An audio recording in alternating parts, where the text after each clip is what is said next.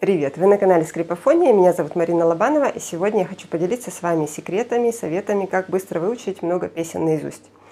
Я играю на скрипке уже 35 лет, и 20 лет уже учу песни, поэтому у меня накопились некоторые вот такие советы, как это сделать быстро и эффективно. Сразу хочу сказать, что советы для тех, кто уже хорошо владеет скрипкой, кто умеет играть, у кого нет вопросов с интонацией, с вибрацией и с тем, как вести смычок. Если вы уже лет 8-10 играете и хорошо владеете инструментом, то тогда это видео для вас. Для начала нужно запомнить 3 основные вещи. Первое. Все песни, 90% песен обычных, попсовых, рок, неважно какой стиль, они строятся одинаково. У нас идет куплет, припев, опять куплет, опять припев, потом проигрыш и опять припев. Первый куплет чаще длиннее, чем второй, но там мелодия одинаковая, она может повторяться. Припевы всегда одинаковые, да, они могут на октаву выше, допустим, меняться, если вы захотите на октаву выше петь, да, певцы иногда меняют тоже немножечко, делают модуляцию. То есть структура, первая структура А, Б, С, Б. Второе. Гармония во всех куплетах одинаковая, естественно, и во всех припевах одинаковая. Поэтому, если есть небольшое различие в первом куплете, во втором, то вы можете выучить один и просто повторить его или с какой-то своей импровизацией добавить. Никто не будет следить, чтобы вы нотка в нотку сыграли, да, второй куплет как первый, а он подойдет по гармонии в любом случае. Третья вещь, самое сложное, будет выучить бридж. Как раз эту мелодию, импровизацию, как это назвать, интермеццо, который идет после второго припева, потому что это будет практически импровизация. Импровизацию легче придумать свою, чем выучить. Если вы немножко импровизируете, то лучше что-то играйте свое, или можно каждый раз разное играть, да, потому что запомнить именно то, что он импровизировал солист в песне, это бывает довольно сложно и часто занимает столько же времени, сколько выучить всю остальную песню.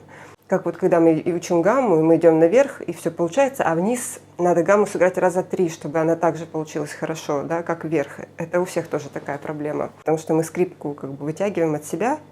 Это, в общем, отступление, это отдельная тема. С этими знаниями, что песня строится одинаково, что гармония в куплетах и в припевах одинаковая, и с тем, что самое сложное, это сыграть проигрыш, идем дальше. Следующий совет: не пробуйте впихнуть в голову невпихуемое. Не впихнется.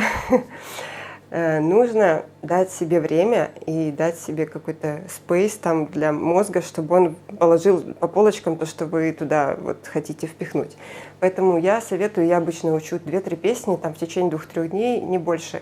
Если вы хотите выучить 10 песен за 3 часа, может, вы их и выучите, но они на следующий день у вас забудутся. Если вам нужно для какого-то концерта подготовить 20-30 песен наизусть, то начинаете где-то за месяц и потихонечку по 2-3 часа в день. Я обычно занимаюсь не больше 3 часов в день, у меня нету времени столько. В общем, дайте себе время и делайте перерывы. Это основной такой совет.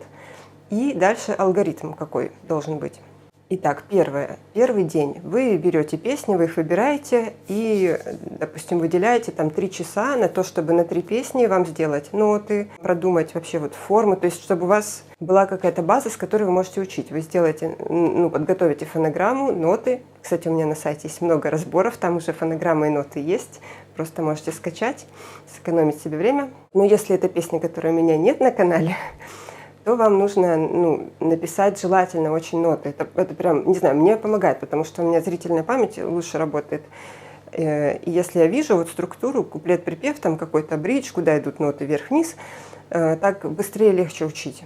Так что первый день вы пишете ноты, ставите их себе на эти 3 песни и проигрываете просто с фонограммой, допустим, смотрите, как оно все сходится, и играете насквозь, стараетесь запомнить просто как можно больше. Запоминайте куплет, мелодию, припев. Если вы эту песню не знаете, это надо будет раз 5-10 ее сыграть целиком. Если песня 3 минуты, 10 раз это уже больше, чем полчаса на песню уйдет. В общем, вы играете песню целиком, по частям, смотрите, где какие переходы, да, потом вторую, третью и оставляете это. И делаете перерыв, можете послушать ее где-то. И потом вечером, в этот же день, перед сном, берете ноты и пытаетесь сыграть в голове эту песню наизусть. Сколько вспомните. То есть играете в голове, может, вы даже не вспомните первую ноту, да, берете ноты, смотрите, так, первая нота до. и пытаетесь вспомнить как можно больше. Будет вот прям очень много белых пятен, как будто вы эту песню вообще не играли. Это не страшно, не пугайтесь. Вот вспоминаете, сколько можете, смотрите в ноты, вот так вот. Это все, 3 песни эти проходите и ложитесь спать. Вот. На второй день, когда вы начинаете заниматься, вы сразу пытаетесь вспомнить, до какого места дошли, что вы забыли, и начинаете учить прямо это место. Да, вот это белое пятно заполняете нотами. Ну и, в общем, на второй день вы также проходите, у вас уже займет это меньше гораздо времени пройти эти песни. Вы уже будете гораздо больше знать, и вечером, когда перед сном вы захотите сыграть, вы увидите, что вы помните уже где-то половину песни точно, если не больше. Если это вам знакомая песня была, вы уже там 60-70% будете играть. Но не обольщайтесь, она может опять забыться. Надо тоже опять же попробовать это все проиграть и посмотреть в ноты, если у вас что-то не получилось, и ложитесь спать опять. И на третий день, когда вы начинаете заниматься, вы увидите, что вы уже помните гораздо больше. И дальше, если у вас все это, допустим, не так быстро, как я рассказываю, идет, то хороший совет – это выучить слова в песне. Ну или хотя бы их прочитать и знать, о чем она. И даже если она на английском, просмотреть перевод, потому что мелодия, она часто идет за текстом, и где-то там какие-то всплески или кульминация. Если вы будете слова помнить, как там что развивается, или какие-то слова у вас обязательно запомнятся, что вот мелодия здесь вот по словам идет так, здесь какая-то пауза из-за того, что там слов нет, тоже это очень поможет. А также вам будет хорошо помогать фонограмма.